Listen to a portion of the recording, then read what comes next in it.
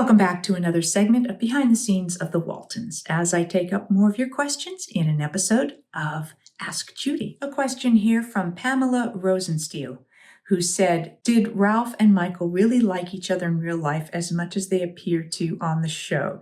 They were always very lovey-dovey, and it seemed like it was real.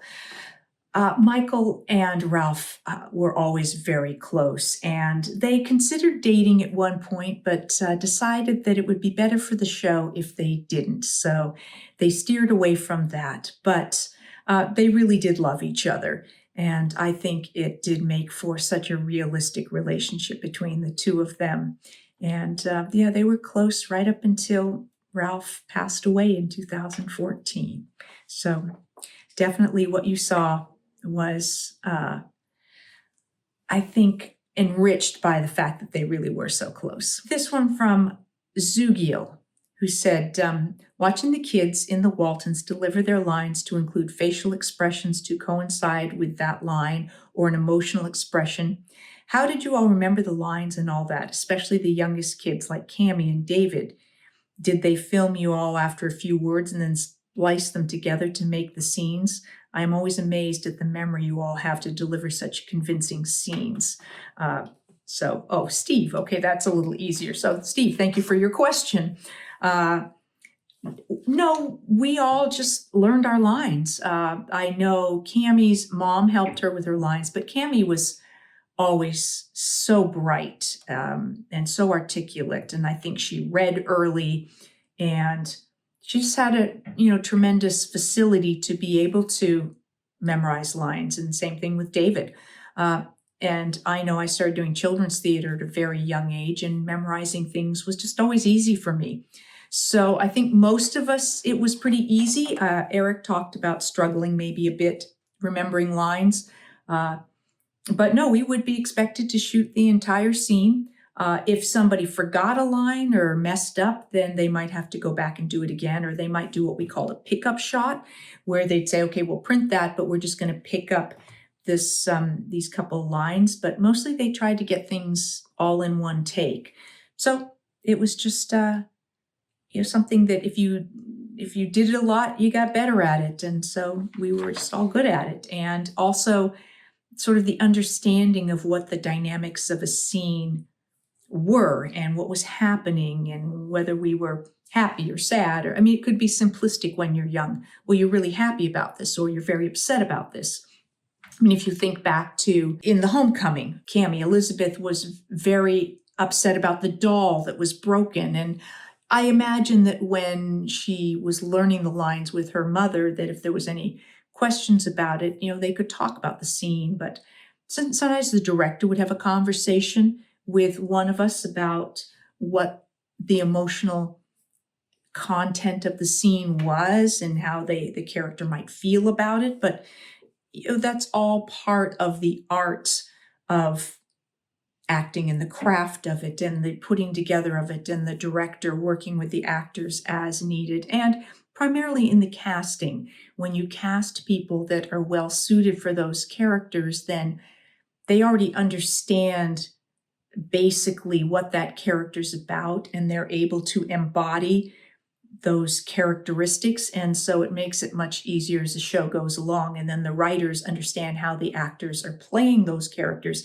And so they tend to write also based on the way that those characters are being expressed by the actors. So with Jason, who was more sensitive, then they would tend to write perhaps his episodes or his scenes that, Jason would have that perspective of being a bit more sensitive about it, or that Jim Bob was a little quieter and a deep thinker, or that Ben was a little more hot-headed, and Mary Ellen was going to be a little more rebellious and combative about things, and Aaron was going to be a little more sensitive also. So those types of things develop as a show moves along. And then Kurt Coltharp had sort of along the same line, just wondered how the production and staff handled herding all the kids in doing it.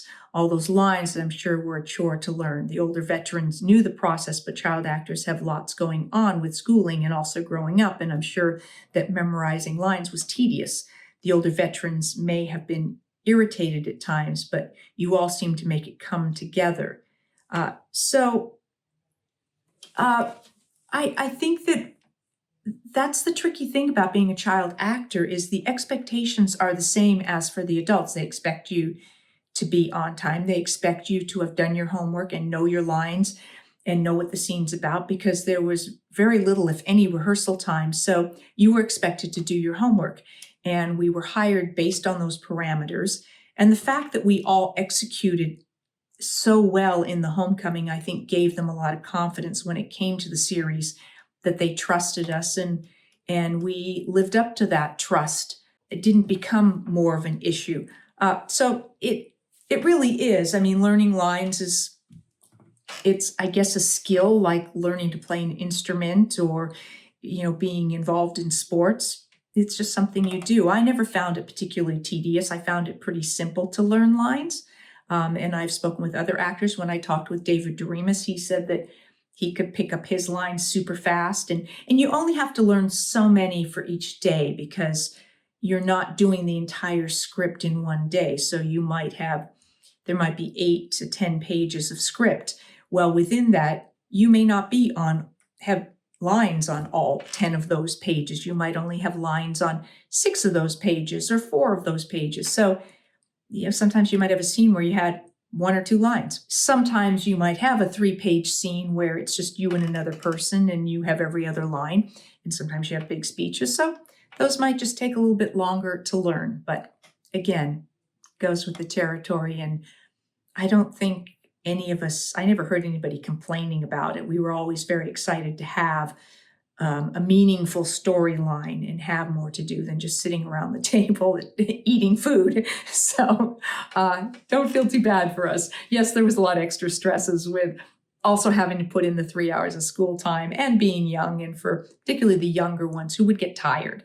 But that's why we could only work so many hours a day when you're young. But we all enjoyed it, and our parents were all pretty protective. So I think if there'd been any real issues, it would have been addressed. This is from Mikey, who said, was the episode The Outrage something that actually happened in Earl Hamner's life? I remember almost 10 years ago now that Earl Hamner passed away, and rest in peace to him. As far as I know, I have not seen anything that specifically said the outrage was something that happened. Although Earl talked about when President Roosevelt died, that they did go and watch that train go by. So, there could be something like that was loosely connected to it, but I don't think that those specific things ever happened. Otherwise, I think that might have been included someplace in research, but that's just my surmise based on my understanding at the time. This question is from Dave Camp, who said, can you address the show The Whirlwind, specifically why the original actor who played Kurt was not brought back for the episode? Assuming the actor was not available, why do the episode at all, since the episode has no actual emotional impact, since a new actor is relating past events he was not actually involved in? That's a very good question and an interesting perspective on it. I think they'd written it, and so they were committed to go down that road. And by the time they would have approached Tom Bauer, the original actor, I think they were already committed. And I did a segment chatting with Tom before he passed away, and he talked about how he had asked for a small raise, and that was when they killed him off at Pearl Harbor. was his take on it. And then when they asked him to come back for the Tempest Whirlwind 2-parter, that again, his agent on his behalf asked for that same small raise, and then they just didn't get back to him at all, and they recast the role. I mean, there was a lot about that episode that was difficult and problematic story-wise and actor-wise. So I think the issues, in my opinion, with that episode were far deeper than them recasting the role. I think even if Tom was there, that the subject matter and that they chose to do that at all, I think was a bigger question that I know I had a personal objection to. I didn't like the storyline for Mary Ellen, and for John Curtis and for Curtis and for the memory of Curtis. So I felt that it would have been better to leave that alone and just, I know they wanted probably some obstacle to Mary Ellen being able to marry Jonesy, but I think perhaps finding some other sort of obstacle to get in the way would have been, maybe Jonesy had an ex-girlfriend that showed up or something, or an ex-wife or a something.